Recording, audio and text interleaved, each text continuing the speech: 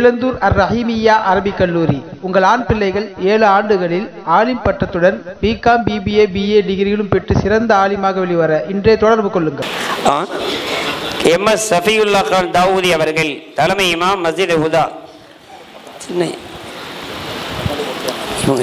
அல்ஹம்துலில்லாஹி வகஃபா வஸ்ஸலாத்து அலா மன் இஸ்தஃபா வ அலா ஆலிஹி வ அஸ்ஹாபிஹில் வரா வஸ்ஸலாமு அலா மன் இத்தபஅல் ஹுதா. அம்மா பஅத். ஃபகத் قال الله تعالى في القرآن العظيم والفرقان الحميد فأعوذ بالله من الشيطان الرجيم بسم الله الرحمن الرحيم وما يستوي الأحياء والأموات وقال نبينا صلى الله عليه وسلم أفضل الجهاد كلمة عدل عند سلطان جائر صدق النبي صلى الله عليه وسلم. எல்லா புகழும் புகழ்ச்சியும் அல்லாஹ் ஒருவனுக்கே உரித்தாகுக. சலாத்தும் சலாமும் அருமை நாயகம் ரசூலே கரீம் ஸல்லல்லாஹு அலைஹி வஸல்லம் அவர்கள் மீதும், அன்னார்களின் சத்திய வாழ்வை பின்பற்றி வாழ்ந்த உத்தம சத்திய சஹாபாக்கள், தாபிஈன்கள், தபா தாபிஈன்கள், ஷுஹதாக்கள், சாலிஹீன்கள், நாதாக்கள், நல்லடியார்கள், குறிப்பாக நம் அனைவர் மீதும் அல்லாஹுடைய அன்பும் அருளும் என்றென்றும் நிறைவாக உண்டாவதாக. சங்கைக்கும் மதிப்பிற்கும் உரிய தாவூதிய அரபிக் கல்லூரியின் உஸ்தாத்மார்கள் மற்றும் பேராசிரியர் பெருமக்கள், இங்கு திரளாக வருகை தந்திருக்கும் மூத்த உலமாக்கள், இளம் தாவூதி சொந்தங்கள், ஏனைய ஆலிம்கள், இந்த சபையிலே கலந்து கொண்டிருக்கும் உங்கள் அனைவருக்கும் இந்த ஆரம்பமான அஸ்ஸலாமு அலைக்கும் ரஹ்மத்துல்லாஹி வபரகாத்துஹு. சங்கைக்குரிய ஆலிம் சொந்தங்களே, இன்றைய தினம் மாநில தாவூதிகள் பேரவை சார்பாக காலையிலிருந்து ஏற்பாடு செய்யப்பட்டு சீரும் சிறப்புமாக நடாந்து வரும் இந்த ஃபிக்ஹ் ஆய்வு மாநாட்டினுடைய ஒரு பகுதியாக இந்த கருத்தரங்கம். தற்கால சூழலில் உலமாக்களிடம் உம்மத் எதிர்பார்ப்பது என்ன?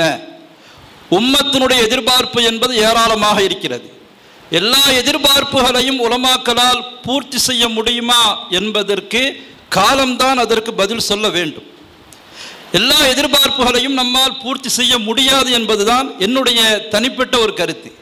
இப்போ எனக்கு தரப்பட்ட ஒரு தலைப்பு சமகால அறிவு. உலமாக்கள் சமயம் சார்ந்த அறிவிலும் சமகால அறிவிலும் நிபுணத்துவம் பெற்று இருக்க வேண்டும். அப்போதுதான் அவர்கள் சமூக வாழ்க்கையில் ஜொலிக்க முடியும் என்பது யதார்த்தமான ஒரு உண்மை. சமயம் சார்ந்த அறிவு என்ன? சமயம் சார்ந்த அறிவு என்பது நமக்கெல்லாம் தெரியும். இல்முத்தீன், தீனுடைய கல்வியில் இன்றைக்கு உலமாக்கள், நான் குறையாக சொல்லவில்லை, மதரசாவோடு அவர்களுடைய கிதாபுடைய தொடர்பு, முத்தாலாவுடைய தொடர்பு, தர்சுடைய தொடர்பு, எல்லாவற்றையும் சனது வாங்கி கையோடு அவர்கள் கைவிட்டு விடுகிறார்கள். தர்சில் இருக்கக்கூடிய ஒரு சில உலமாக்களை தவிர, இமாமத்தில் இருக்கும் ஒரு சில உலமாக்களை தவிர பெரும்பாலான உலமாக்கள் முத்தாலாவுடைய பகுதிக்கு அவர்கள் செல்வதே இல்லை என்பது ஒரு குற்றச்சாட்டாக நான் இந்த சபையிலே வைக்க நினைக்கிறேன். இப்போ இல்முடைய தாகம் என்பது ஒரு ஆலிமுக்கு எப்போதும் இருக்க வேண்டும். எதுவரை இருக்க வேண்டும்? இமாம் அஹ்மது பின் ஹம்பல் ரஹ்மத்துல்லாஹி அலைஹி அவர்களிடம் மக்கள் சொன்னார்கள், நீங்கள் நிறைய நாடுகளுக்கு, நகரங்களுக்கு சென்று எவ்வளவோ கல்வியை கற்றுவிட்டீர்கள், நீங்கள் பகதாதில் அமர்ந்து நீங்கள் பாடம் நடத்தலாமே என்று சொன்னபோது, இல்லை, 40 வயது வரைக்கும் நான் பாடம் நடத்த மாட்டேன், 40 வயதை தொடும் வரைக்கும் நான் பாடம் நடத்த மாட்டேன் என்று சொல்லி திரும்பவும் கல்வி பணிக்காக பல ஊர்களுக்கு, தேசங்களுக்கு சென்று திரண்ட இல்மை தேடினார்கள். 40 வயது ஆனபோது கல்வியை கற்க அவர்கள் பகதாதில் வந்து அமரும் போது இமாம் ஷாஃபிஈ ரஹ்மத்துல்லாஹி அலைஹி இந்த உலகத்தை விட்டும் விடை பெற்றார்கள். அல்லாஹ் ஒரு நியதி வைத்திருக்கிறான். ஒரு பெரிய ஆலிம் இந்த உலகத்தை விட்டும் விடைபெறும் போது அவர்களுடைய இடத்தில் இன்னொருவரை கொண்டு வந்து நிறுத்துவான். இமாம் அபூ ஹனீஃபா ரஹ்மத்துல்லாஹி அலைஹி ஹிஜ்ரி 150 வஃபாத்தான போது இமாம் ஷாஃபி 150 பிறந்தார்கள். இமாம் ஷாஃபி ரஹ்மத்துல்லாஹி அலைஹி விடைபெறும் அந்த தருணத்தில் அல்லாஹு தஆலா அவர்களுடைய மானசீகமான அன்பை பெற்ற இமாம் அஹ்மது இப்னு ஹம்பலை கொண்டு வந்து அவர்களுடைய ஸ்தானத்தில் இந்த உம்மத்தின் ஒளி விளக்காக அல்லாஹு தஆலா கொண்டு வந்து பகதாதில் பாடம் நடத்துவதற்கு அமர்த்தினான் என்பது சரித்திரம் சொல்லும் அழகான ஒரு உண்மை. இப்போ உலமாக்களுக்கு இல்முடைய தாகம். இமாம் புகாரி ரஹ்மத்துல்லாஹி அலைஹி தன்னுடைய ஜாமிஉ ஸஹீஹ் என்ற நூலில் கிதாபுல் இல்ம் என்ற தலைப்பை முதலாவதாக கொண்டு வருகிறார்கள். அதே போன்று கல்வி கடல் இமாம் கஸ்ஸாலி ரஹ்மத்துல்லாஹி அலைஹி தன்னுடைய யஹ்யா உலூமுத்தீன் மின்ஹாஜுல் ஆபிதீன் என்ற 2 நூல்களிலும், ஹாஃபில் அல் முன்திர் ரஹ்மத்துல்லாஹி அலைஹி தன்னுடைய அத்தர்கீப் தர்ஹீப் என்ற நூலிலும் கிதாபுல் இல்ம் என்ற தலைப்பின் கல்வி சார்ந்த இந்த பாடத்தை தான் முதலாக அவர்கள் வரிசைப்படுத்த ஆரம்பிக்கிறார்கள். என்ன காரணம்? இல்மின் மூலமாகத்தான் ஒரு ஆலிம் சமூகத்தை சரியான பாதையில் வழி நடத்த முடியும். உமர் இப்னு அப்துல் அஜீஸ் ரஹ்மத்துல்லாஹி அலைஹி சொல்லுவாங்க, கல்வி அறிவின்றி செயல்படுகிறவர்களால், கல்வி அறிவில்லாமல் செயல்படக்கூடிய மக்களால் சீர்திருத்தங்களை விட சீர்கேடுகள் தான் அதிகம் ஏற்படும். இமாம் ஹசன் பஸ்ரி ரஹ்மத்துல்லாஹி அலைஹி, அறிவு திறனின்றி செயல்களத்தில் குதிப்பவன் பாதையின்றி நடப்பவனை போல, அறிவு திறனின்றி செயல்களத்தில் குதிப்பவன் பாதையின்றி நடப்பவனை போல, அவனால் நன்மைகளை விட தீமைகள் தான் அதிகம் ஏற்படும் என்று ஆன்மீகத்தை அள்ளி பருகிய இமாம் ஹசன் பஸ்ரி ரஹ்மத்துல்லாஹி அலைஹி அவர்கள் நமக்கு சொல்லி காட்டுகிறார்கள்.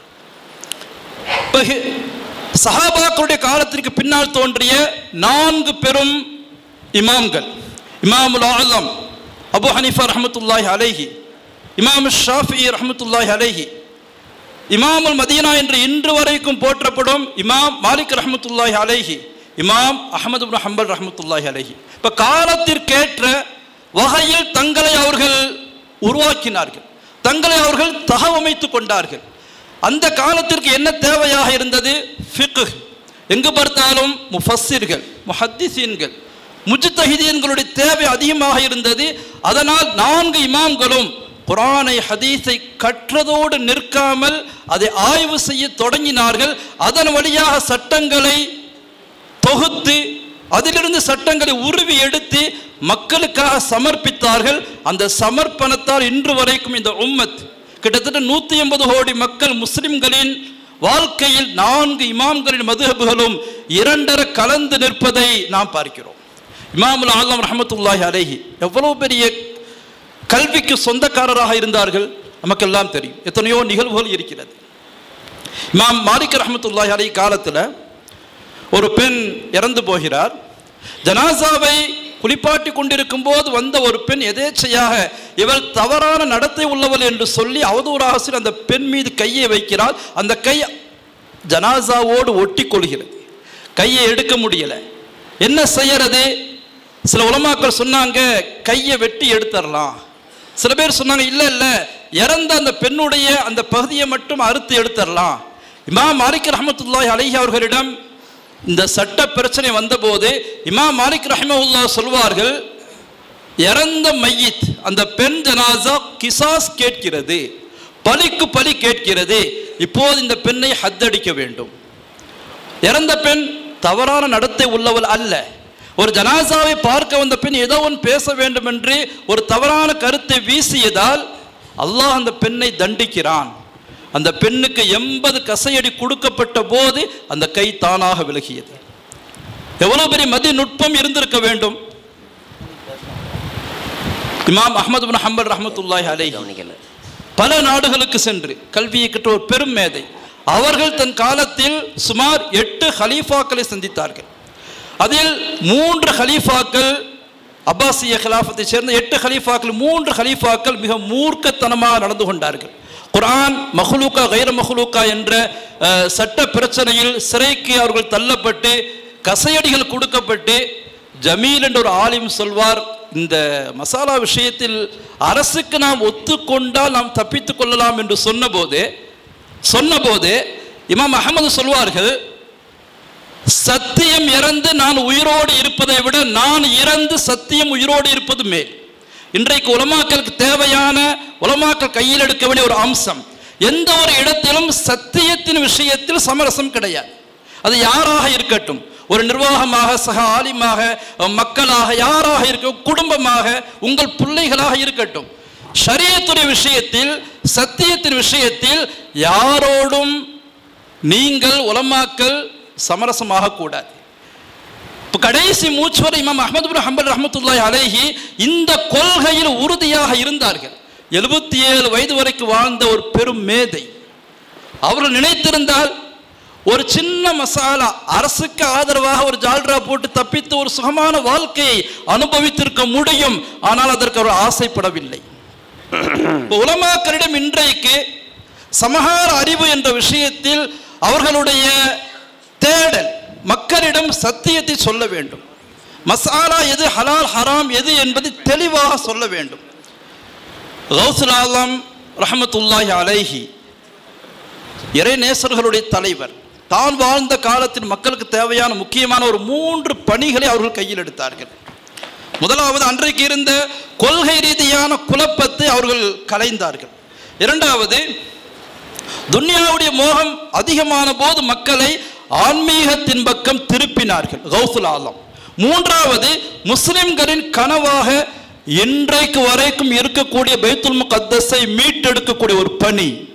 சுல்தான் சலாஹுத்தீன் அய்யூபி தோன்றி அவர் அதற்காக முயற்சித்துக் கொண்டிருந்த காலம் கௌசுல் ஆலம் வாழ்ந்த காலம். கிட்டத்தட்ட வருஷம் 3000 மாணவர்கள், உலமாக்களை உருவாக்கி சலாஹுத்தீன் அய்யூபின் படைக்கு அனுப்பக்கூடிய ஒரு பெரும் பணியை முஹீதீன் அப்துல் காதிர் ஜீலானி கத்தஸல்லாஹு சிர்ருல் அஸீஸ் அவர்கள் மேற்கொண்டார்கள். சலாஹுத்தீன் அய்யூபின் படையில் முக்கியமான 2 தளபதிகள் அப்துல் கனி மக்தசி அல் ஹம்பலி, அப்துல் கனி மக்தசி அல் ஹம்பலி, இப்னு குதாமா அல் ஹம்பலி ரஹ்மத்துல்லாஹி அலைஹி.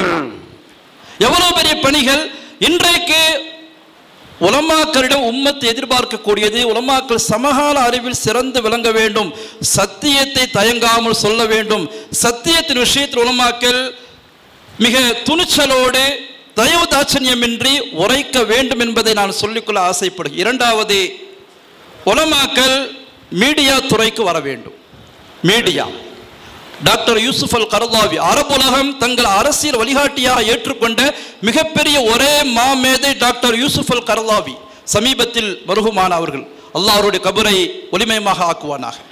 ஆமீன். டாக்டர் யூசுப் அல் கர்தாவி சொல்வார்கள், இன்றைய காலத்தில் ஜிஹாத் என்பது மீடியா. இன்றைக்கு மீடியா துறையில் உலமாக்கள் எத்தனை பேர் இருக்கிறார்கள்?